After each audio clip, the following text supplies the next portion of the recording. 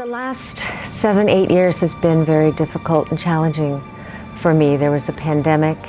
I moved home to sort of reevaluate my career and figure out what the next steps were. But my mother came down with Alzheimer's as soon as I arrived home, and I've been her caretaker now for the last 7 years. And so it was my job to keep her safe. It's been very stressful. So now she's getting ready to move on, and it's time for me to move on and start my life again. Women around the world understand that aging can be difficult, and often how they've aged does not reflect who they really are. Hi, I'm Terry from Southern California. I am feeling a little bit nervous right now, but so excited to have this makeover. I, at the end, want to feel modern, fresh, distinctive, and sexy. Beauty is far more than skin deep, and often the desire for a makeover comes from the soul of the child within. When I was really little, like 3 and 4, my mother's younger sister, my Aunt Nancy, would come and stay with us because she was a stewardess. And I remember being very little and looking at her suitcase and thinking how exciting her life would be. And even as a little girl, I said, I want to travel, I want to be like her. And when I got to pick my lunchbox at 5 years old, I picked a stewardess, because that's what I wanted to do. My dad had an explosive temper with us, and it was very challenging as a little kid dealing with his temper. It was terrifying, and you did whatever you had to do, to protect yourself. But as I grew, I always resented him for being that way, but then I started to resent my mom as well, because she never stood up to him. She didn't stand up for us, she didn't stand up for herself, and it made me angry. And I always thought I would never get in a relationship like that. I would never be subservient to a man, especially an angry man. He would never wanted us kids to get too big for our britches and kind of put us in our place and make fun of us and put us down. There was a lot of putting us down. He used to make fun of my nose. When God was giving out noses, Terry thought he said hoses and asked for one to reach to the back porch. Ha ha ha, everybody laughed. But it was devastating for me, especially my teens, because I felt very unpopular and ugly as a kid. Well, when I got to UCLA, I was sort of experienced what I guess a lot of freshmen experience, which was I was terrified. I had no self-esteem, and I didn't feel comfortable. I felt fat, I felt ugly, I didn't feel that I fit in. This was the 70s, and women's lib was really coming on strong. I mean, there were jokes about it on Laugh-In, women's lib, burning their bras, all that kind of stuff. I remember I wrote Equal Rights Amendment paper for my English class, and I learned all about it. And it was really an interesting time, because women were suddenly being allowed to be things that they couldn't do before. And laws were changing. They were allowed to own property in their own name, have credit cards in their own name. And it just struck a chord in me. And I just determined to do something and have a different kind of life than my mother did. I never wanted to be just a housewife. And I had boyfriends, I dated, but there was always, maybe it was in me, where I was putting up walls and wasn't quite ready to be loved or to love someone else. I'm ready to put all the pain behind me, put all my walls, out there and acknowledge them and turn the page and find someone to love and to be loved by. I'm not shy. I can go to a bar and strike up conversation with pretty much anybody. And the more I moved around, I moved to Annapolis, then San Francisco, then New York, and kind of threw myself out there, the more I got confidence in myself. And I'm like, I'm going to be okay. I can talk to anybody. I found New York fascinating because there were a whole wide variety of people there. In 2014, I was working in New York, and I lost my job because they'd made a promise to me, then they took it back and they called me a liar. Now, I'm an extremely honest person, and that cut me to the core, and I could no longer work at this company. So I took myself off to Barcelona, and I laid on the beach, and I thought, okay, now what? Here I was 53. Is there time for me to change? I still wanted to travel. That never left me. I have this wanderlust. And here I was surrounded by Barcelona, and that even more made me realize I want to travel. This is when I feel the most alive. I have the most fun. I came home, sold all my stuff, moved to Portland, Oregon for 6 months, took a boot camp in web design and development.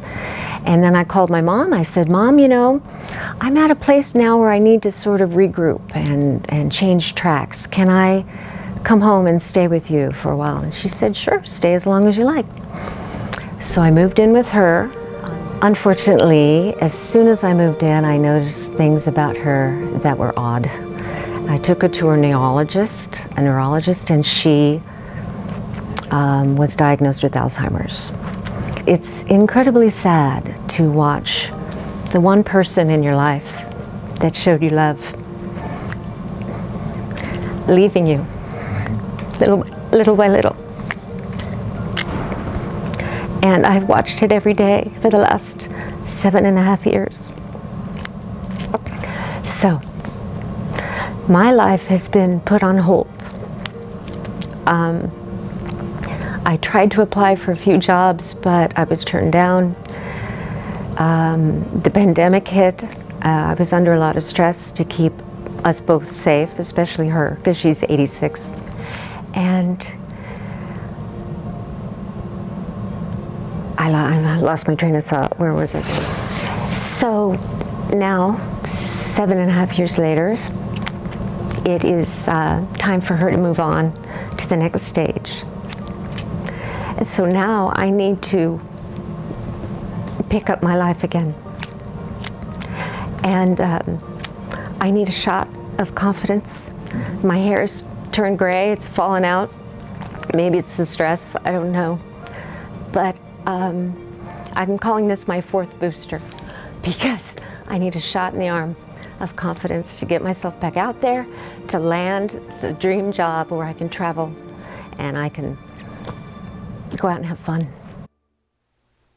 If you really want to know how to always look your best, there are 6 essential elements that you must understand to do your hair and makeup and be well dressed. They are body, head, hair, face, color, and style. Body, head, hair, face, color, and style. Body, head, hair, face, colors, and style. That's right, it's body, head, hair, face, colors, and style. First, there's body.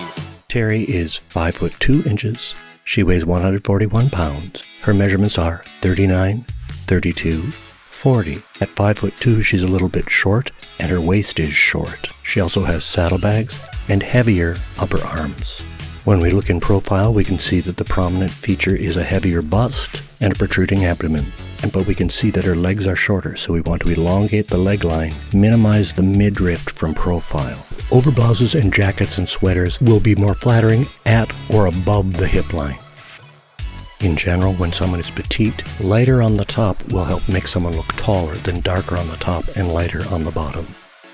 From the back, you can see a slight saddlebag, something that you don't want to accentuate by tapering too tightly right below that area with your skirt or slacks. From behind, you can see that her shoulders balance out her hips, that her waist is shorter. We don't want to minimize the bust. We want to keep it where it is, lift it, so that fabrics can drape over the top and over the tummy. Her hair has a strong colic in the front, and it's generally medium hair that has some body to it, but it is thinned out. Her hair is thinner on the right side of her head, and you can see that it's scraggly and needs to come up to where it's going to be the most full, which would be just below her jawline, should we want to leave it at its ideal length as far as thickness goes. From her profile, the length doesn't do much to flatter her. If we were to leave it longer, it would probably be better away from her face and showing some of her jawline. When we analyze her head shape from the back, she's asymmetrical in that her right shoulder drops and her head tilts slightly to her left. She has a nice neckline and a good head shape, so she could wear it short. It really is going to be best kept right around her neckline. If it goes longer, she's going to have to style it in a way that hopefully will hold. When we analyze her face, we can see that she has some asymmetrical features. Her right eye is more hooded than her left. Her mouth is slightly higher on her left side, lower on her right. Eyes are asymmetrical with one showing more eyelid than the other. And there's a stronger prominent nose that can be narrowed. She has a very nice oval-shaped face, a fuller upper lip than lower lip. Her hair all pulled back looks nice, and she has very little slackening of the jaw, which is nice. When she smiles, the face becomes more balanced, but our goal would be to lift her left eyelid, creates more balance with the right.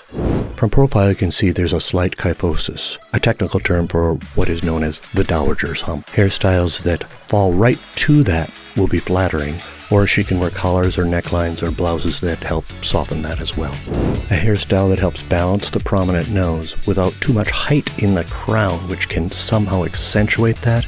It should fall below the occipital a little bit. She has very balanced features aside from the prominent nose, so nothing really needs to be done as far as adding bangs or adding something to the front, which normally you would think would balance the nose, but it might cover the beauty or hairline the way it is. When we look at her coloring, she comes out as a cool winter. Cooler tones with bright pigment will be more flattering than warmer tones with muted pigment. She wants to feel modern, fresh, distinctive, and sexy. At the end, want to feel modern, fresh, distinctive, and sexy.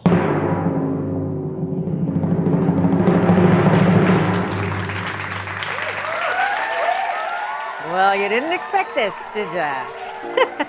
So I expected to look better, but I didn't expect to look this good. This is going to open up a whole new world for me.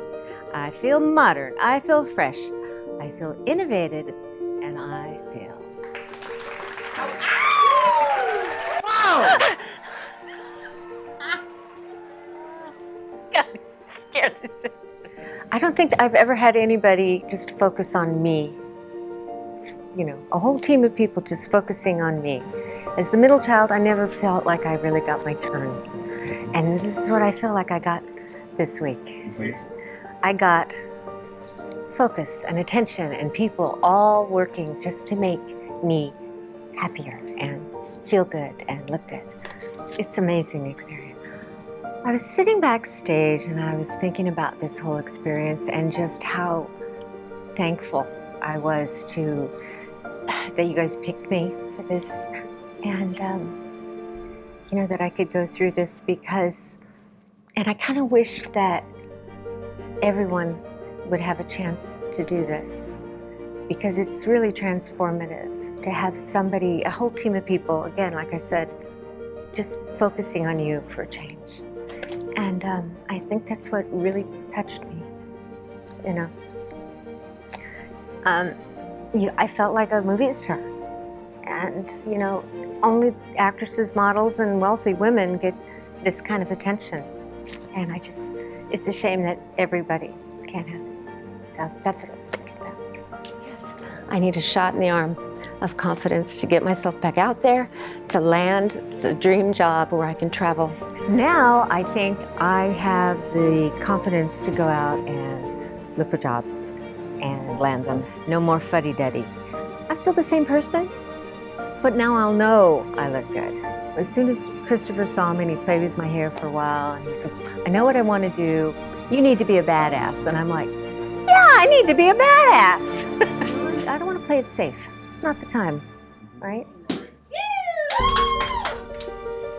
This has been a painful decade, but the next one, I can feel it. It's going to be awesome.